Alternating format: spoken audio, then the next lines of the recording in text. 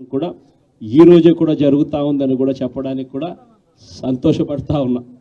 వైఎస్ఆర్సీపీ ప్రభుత్వం ఎప్పుడూ కూడా ప్రజలకు తోడుగా ఉంటుంది, ప్రజలకు ఎప్పుడూ కూడా అండగా నిలబడుతుంది, ప్రజల తరపున ఎప్పుడూ గొంతుకై వైఎస్ఆర్సీపీ ఎప్పుడూ ప్రజలకు అండగా ఉంటుందని మరొక్కసారి తెలియజేస్తూ ఈరోజు ప్రొటెస్ట్ కార్యక్రమంలో పాల్పంచుకుంటా ఉన్న ప్రతి ఒక్కరికి, ప్రతి కార్యకర్తకు, ప్రతి నాయకునికి, అదేవిధంగా పిల్లల తరపున, పిల్లల తల్లిదండ్రుల తరపున వాళ్ళతో పాటు కలిసికట్టుగా ప్రయాణం చేస్తూ ఉన్న ప్రతి ఒక్కరికి కూడా ఈ సందర్భంగా మీ అందరికీ కూడా చేతులు జోడించి పేరు పేరున మీ అందరికీ కూడా కృతజ్ఞతలు తెలుపుతా ఉన్నాను.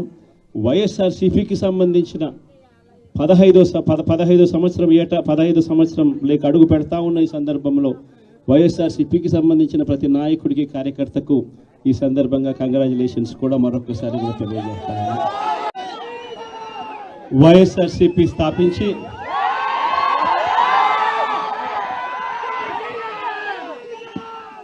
15 సంవత్సరాలు దాదాపుగా ఈ రోజుతో మొదలవుతా ఉంది. ఈ 15 సంవత్సరాల ఈ వైఎస్ఆర్సీపీ ప్రయాణంలో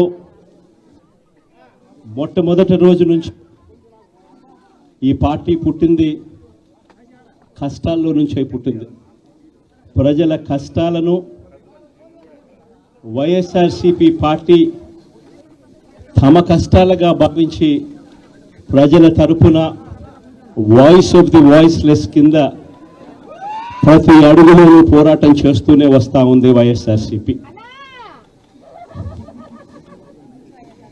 ఈరోజు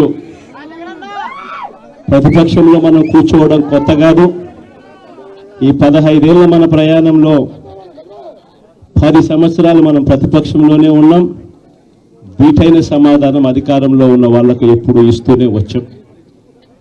కళ్ళు మూసుకొని కళ్ళు తెరిచేసరికి సంవత్సరం అయిపోయింది. ఇప్పటికే మరో 3 సంవత్సరాలు 4 సంవత్సరాలలో మళ్ళీ ఈసారి వచ్చేది మళ్ళీ వైఎస్ఆర్సీపీ పార్టీనే.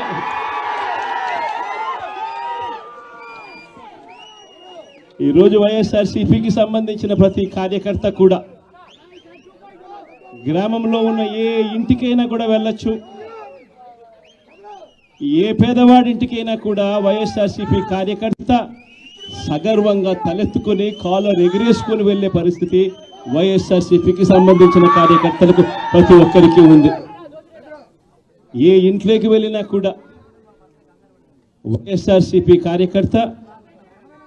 కార్యకర్తను చూసినప్పుడు ఆ ఇంట్లో నుంచి వచ్చే ప్రతి అక్క, ప్రతి చెల్లెమ్మ, ప్రతి అన్న, ప్రతి తమ్ముడు, ప్రతి సోదరుడు, ప్రతి రైతన్న, ప్రతి అవ్వ కూడా వైఎస్ఆర్సీపీ కార్యకర్తను చూసినప్పుడు చిక్కటి చిరునవ్వుతోనే పలకరిస్తుంది. కారణం వైఎస్ఆర్సీపీ ఏదైనా కూడా చెప్పిందంటే చేస్తుంది అన్న నమ్మకం ఈరోజు ప్రతి ఇంట్లో కూడా ఉంది. కాబట్టి ఈరోజు అటువంటి పరిస్థితుల మధ్య ఈరోజు యాదృచ్ఛికంగా విద్యా దీవెన, వసతి దీవెనకు సంబంధించి, పిల్లలకు సంబంధించిన అన్యాయాలకు సంబంధించిన, జరుగుతూ ఉన్న అన్యాయాలకు సంబంధించిన విషయాల మీద ఈరోజు యాదృచ్ఛికంగా ప్రొటెస్ట్ కార్యక్రమం కూడా జరుగుతూ ఉంది. ఈ కూటమి ప్రభుత్వం వచ్చి దాదాపుగా 10 నెలలుగా వస్తూ ఉంది. ఈ 10 నెలల కాలంలో ఎన్నికల వేళ వాళ్ళు చెప్పిన సూపర్ 6లు, సూపర్ 7లు అన్నీ గాలికి ఎగిరిపోయాయి. వ్యవస్థలన్నీ కూడా, చదువులు కానీ, వైద్యం కానీ, గవర్నెన్స్ కానీ, వ్యవసాయం కానీ, ఏది చూసుకున్నా కూడా వ్యవస్థలన్నీ కూడా నిర్వీర్యమైపోయిన పరిస్థితులు కనిపిస్తూ ఉన్నాయి. ఈరోజు పిల్లలకు సంబంధించిన ఫీజులకు సంబంధించిన బకాయిలు కూడా సంవత్సర కాలంలో ఫీజు రీయింబర్స్మెంట్కు కావాల్సింది ఒక్కొక్క క్వార్టర్కు 700 కోట్ల రూపాయలు చొప్పున సంవత్సరానికి 2,800 కోట్ల రూపాయలు విద్యా దీవెన కింద 4 క్వార్టర్లకు సంబంధించిన కేటాయింపులు చేయాలి. అంటే 2,800 కోట్లు. వసతి దీవెన కింద ప్రతి ఏడాది ఏప్రిల్ మాసం వచ్చేసరికి 1100 కోట్ల రూపాయలు కేటాయింపులు చేయాలి. అంటే గత ఏడాది ఈ 1100 కోట్లు 2800 కోట్లు ఈ రెండింటికి సంబంధించి 3900 కోట్ల రూపాయలకు కేటాయింపులు చేసి ఖర్చు చేసి పిల్లల చదువులను ప్రోత్సహించాల్సిన పరిస్థితిలో ఈ ప్రభుత్వం చేసింది ఏమిటి అనంటే కేవలం 700 కోట్ల రూపాయలు మాత్రమే ఇచ్చి చేతులు దులుపుకున్న పరిస్థితులు. అంటే 3200 కోట్ల రూపాయలకు సంబంధించిన బకాయిలు పెండింగ్లో పెట్టారు. అదే మాదిరిగా మళ్ళీ ఈ సంవత్సరం 2024-25 సంబంధించిన ఈ సంవత్సరానికి సంబంధించి ముందుకు పోవడానికి ఈ సంవత్సరానికి సంబంధించిన విద్యా దీవెన కింద 4 కోట్లు ఈ విద్యా దీవెనకు సంబంధించి ఈ 2800 కోట్లు మళ్ళీ కావాలి, 1100 కోట్లు వసతి దీవెన కింద కావాలి. ఇవన్నీ కూడా కలిపితే మరో 3900 కోట్లు.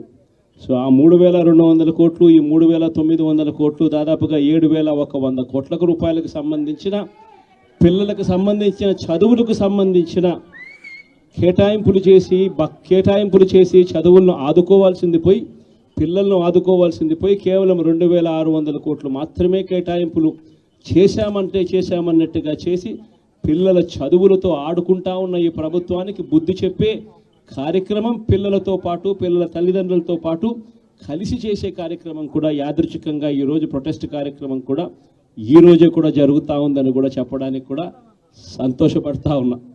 వైఎస్ఆర్సీపీ ప్రభుత్వం ఎప్పుడూ కూడా ప్రజలకు తోడుగా ఉంటుంది, ప్రజలకు ఎప్పుడూ కూడా అండగా నిలబడుతుంది, ప్రజల తరపున ఎప్పుడు గొంతుకై వైఎస్ఆర్సీపీ ఎప్పుడూ ప్రజలకు అండగా ఉంటుందని మరొక్కసారి తెలియజేస్తూ ఈరోజు ప్రొటెస్ట్ కార్యక్రమంలో పాల్పంచుకుంటా ఉన్న ప్రతి ఒక్కరికి, ప్రతి కార్యకర్తకు, ప్రతి నాయకునికి, అదేవిధంగా పిల్లల తరపున పిల్లల తల్లిదండ్రుల తరపున వాళ్ళతో పాటు కలిసికట్టుగా ప్రయాణం చేస్తూ ఉన్న ప్రతి ఒక్కరికి కూడా ఈ సందర్భంగా మీ అందరికీ కూడా చేతులు జోడించి పేరు పేరున మీ అందరికీ కూడా కృతజ్ఞతలు తెలుపుతా ఉన్నాను.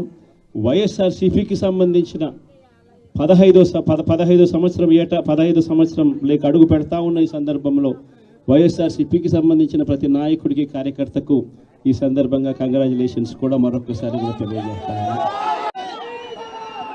వైఎస్ఆర్సీపీ స్థాపించి